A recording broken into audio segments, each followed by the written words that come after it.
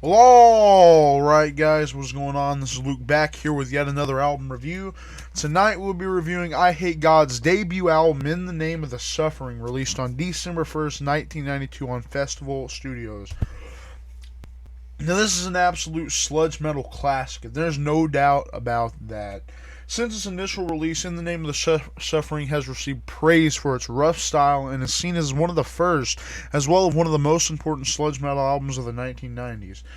Now, I'm going to give you a biography of this band as I always do. Eyehategod is an American sludge metal band from New Orleans, Louisiana, who formed in 1988. They have become one of the better known bands to emerge from the NOLA metal scene throughout the years. Their core lineup has remained, with the exception of a bassist, a slot in which several musicians have played, and the death of drummer Joey Lacaze in 2013. Eyehategod have noted the Melvins, Carnivore, The Obsessed, Discharge, Black Flag, Corrosion of Conformity, Black Sabbath, Celtic Frost, Confessor, and Saint Vitus as key influence to their sound. Heavy, detuned, and bluesy guitar riffs dominate the band's discography. They are combined with walls of feedback and tortured vocals with lyrical themes centered around substance abuse to create a harsh, misanthropic vibe. The band was friends with grindcore group Anal Cunt and performed with them for the first show after their frontman Seth Putman was revived from his 2004 coma. Putman was also provided vocals for at least one Eyehategod show in its entirety. So I thought that was pretty cool as well. Now the lineup of this album consists of Mike Williams on vocals, Mark Schultz on lead guitar, Jimmy Bohr rhythm guitar, Steve Dell on bass, and Joe Lacaze on drums. Alright, now without further ado, let's get into the tracks on this album. First up, we got the track Depressed, which starts out very slow and strung out sounding, but it picks up to almost thrash levels of speed whilst keeping the sludgy metal sound. This one seems to be about a mix of depression and almost losing yourself and who you are during it. Next up, we got the track Man is Too Ignorant to Exist, which almost seems to be about possibly the current state of the world at the time and hating your family and everyone in the world. Continuing a doped up hatred for the world, of course, and being confused. I do feel like substance abuse has had a lot to do with Eyehategod's lyrics. And if you read the lyrics, they got a lot of the illusion and stuff that they portray off in there.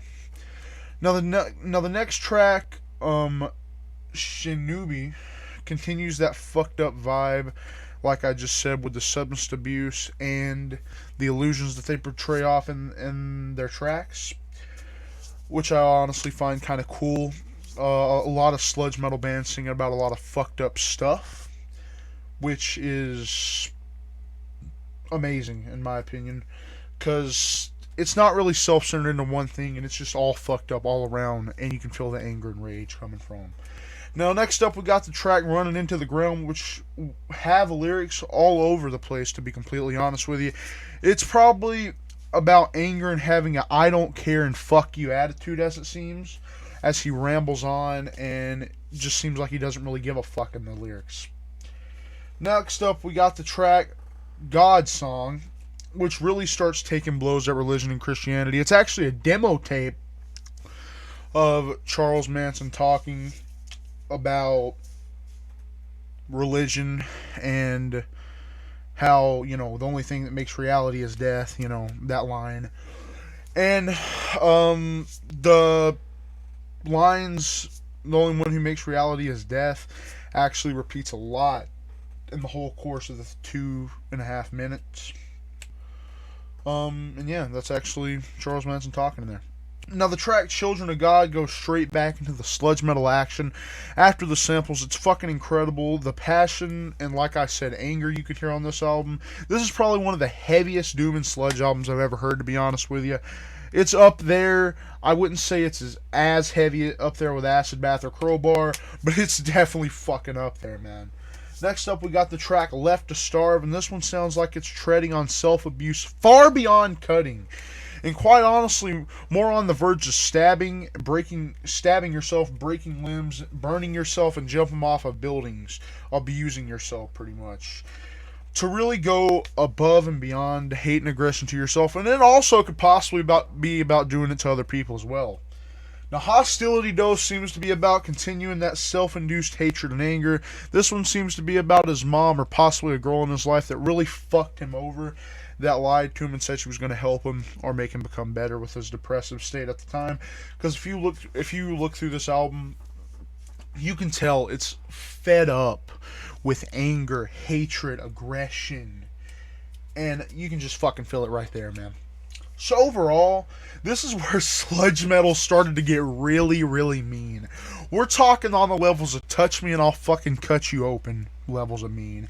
It's one of the first to give off this kind of disposition, taking the genre away from its initial punk-like roots with already dingy but still clean-sung melvins into much darker and more uncivilized territory.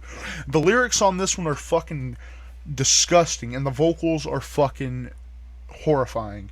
It helped make sludge metal into the soundtrack for filth and violence we know it as today. While this album is part of Sludge's foundation, it's also Eyehategod's debut album. And if there's anything that makes Eyehategod sound as they do, it's pure excessive rawness. And the songs on this album are derived from demos which were so raw that they were borderline unlistenable. Even so, Eyehategod's Debut was made cheap and dirty, with the bands themselves setting the recording up for the album.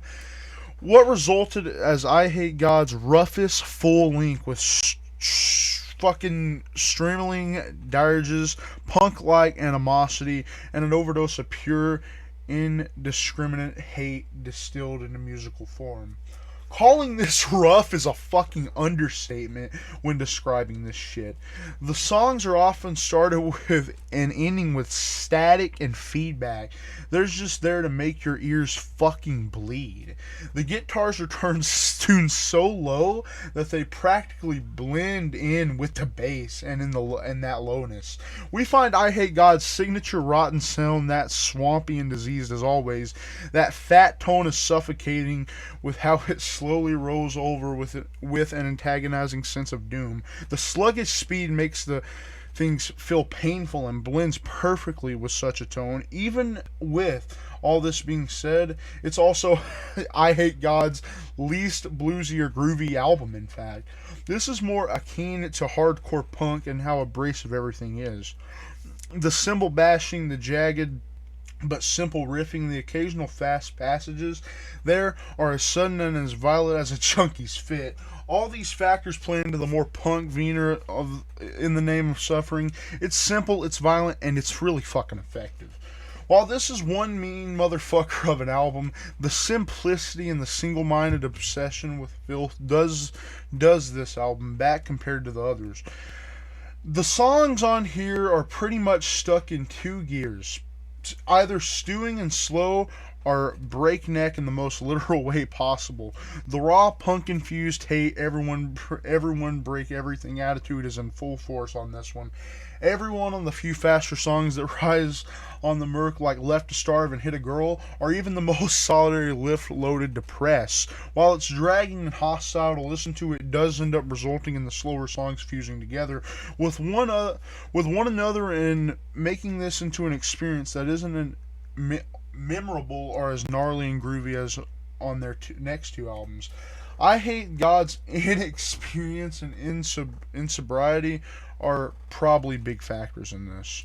While this is a decent album for pessimism and anger, as well as an important step forward for sludge metal, this album doesn't garner the same kind of attention that later albums do for several reasons.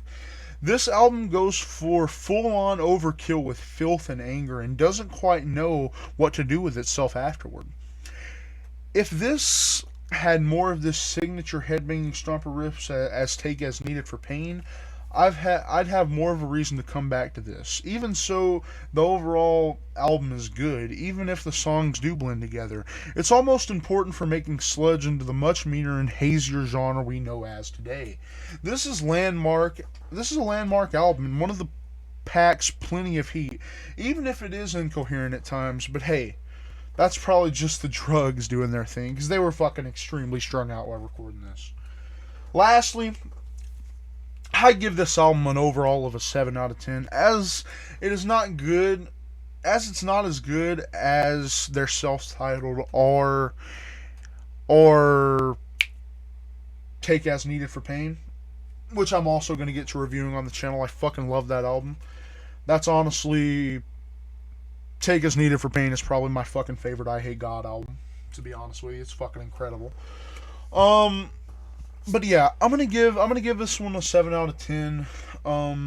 It's not as good as Take As Needed for Pain or their self-titled, but it's still a fucking amazing album for a debut album, to be honest with you. And anyways, that's going to wrap up my review of In the Name of Suffering by Eyehategod. If you guys want to see me review any more albums by this band or any other band, I'm open to all genres of metal, but please don't send that fucking core bullshit, or I'm going to have to kick you in the fucking ass, okay?